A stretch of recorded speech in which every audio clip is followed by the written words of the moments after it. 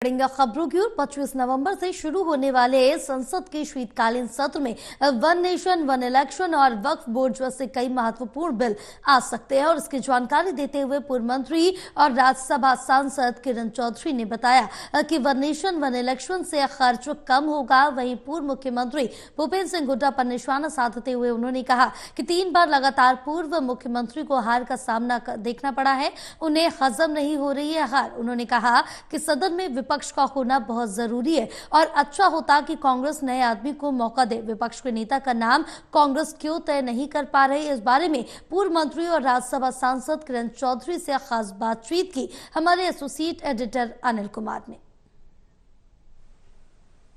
शीतकालीन सत्र में इस बार क्या खास होगा, इस मेरे साथ है पूर्व मंत्री एवं राज्यसभा सांसद किरण चौधरी। इनसे जानते हैं कि शीतकालीन सत्र में क्या खास होने वाला है। जी हाँ जी अनिल जी, इस बारी तो काफ़ी सारे बिल आएंगे। एक मेरे ख्याल में बिल आ रहा है वन नेशन वन इलेक्शन वाला, वक्फ बोर्ड का आएगा, और भी पता नहीं अब क्या क्या पाइपलाइन में है। मैं तो अब पहली बार जा रही हूँ, जो पता चलेगा। तो ये सारे के सारे ऐसे वो कहते हैं ना, पाथ ब्रेकिंग बिल्स हैं जो अपने आप में एक इतिहास रचाएंगे। और ये जो खास तौर से ये जो बिल है वन नेशन वन इलेक्शन, इससे खर्चा बहुत कम होगा। और हम हमेशा देखते आए हैं कि इलेक्शन से पहले जो है आचार संहिता लगती है, कोड ऑफ कंडक्ट जब लगता है तो सारे काम जो हैं बंद हो जाते हैं। तो उसके अंदर जो है इतना सारा समय जो है, वो जो विकास कार्य जो होना होता है, वो सारे के सारे बिल्कुल ठप हो जाते हैं। तो इस तरह से जब ये होगा तो सारा समन्वय के साथ सारा काम हो पाएगा और पूरा मतलब समन्वय के साथ पूरे देश के अंदर जो है ये काम होगा। तो मैं समझती हूँ एक बहुत ही ऐतिहासिक सोच है हमारी प्रधानमंत्री जी की। और जैसे उन्होंने ऐसे ऐतिहासिक काम करे हैं, पाथ ब्रेकिंग काम करे हैं, जैसे धारा 370 जो है वो हटाई गई। नालंदा यूनिवर्सिटी जो है, जो हमारी पुरातन यूनिवर्सिटी है, उसको पूरी तरह से जीर्णोद्धार, उसको एक ग्लोबल यूनिवर्सिटी बना दिया है। सो ये इस तरह के काम जितने भी उन्होंने करे हैं, ये उसी धारा के तहत ये जो है ये सोच जो है देश के लिए उनकी जो है वो आ रही है। तो मैं समझती हूँ कि इससे देश को बहुत फ़ायदा होने वाला है।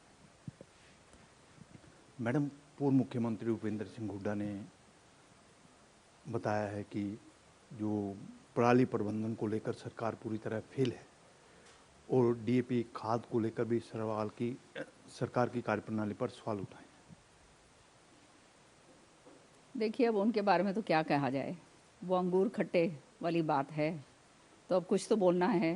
3 बारी लगातार जो है इतनी हार का सामना जो है उनको देखना पड़ा है, वो अभी तक उनसे पच नहीं रही है।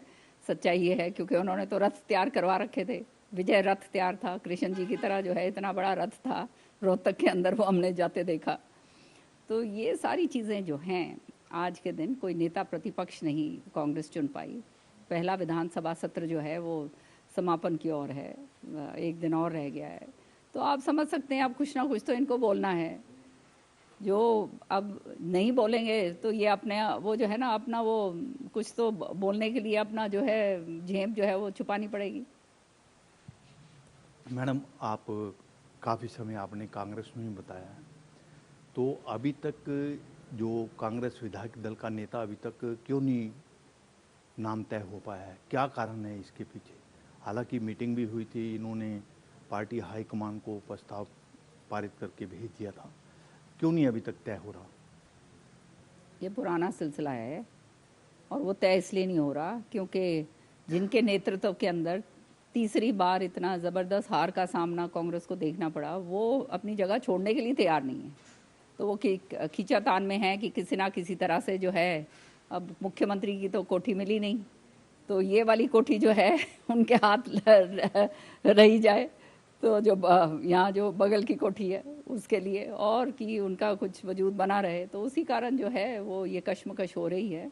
अच्छा होता कि देखिए, विपक्ष का एक मजबूत विपक्ष होना बहुत ज़रूरी होता है प्रजातंत्र के अंदर। अच्छा होता किसी नए आदमी को जो है मौका देते, जो एक नई ऊर्जा के साथ और काम करते हैं और पार्टी को आगे बढ़ावा देते। लेकिन वो तो यहाँ पे मेरे ख्याल में जब तक ये हैं संभव होना मुश्किल लगता है। ये थी मेरे साथ पूर्व मंत्री एवं राज्यसभा सांसद किरण चौधरी। इन्होंने बताया कि संसद के शीतकालीन सत्र में वन नेशन वन इलेक्शन और वक्फ बोर्ड जैसे महत्वपूर्ण बिल आ सकते हैं। Anil Kumar, total news, Chandigarh.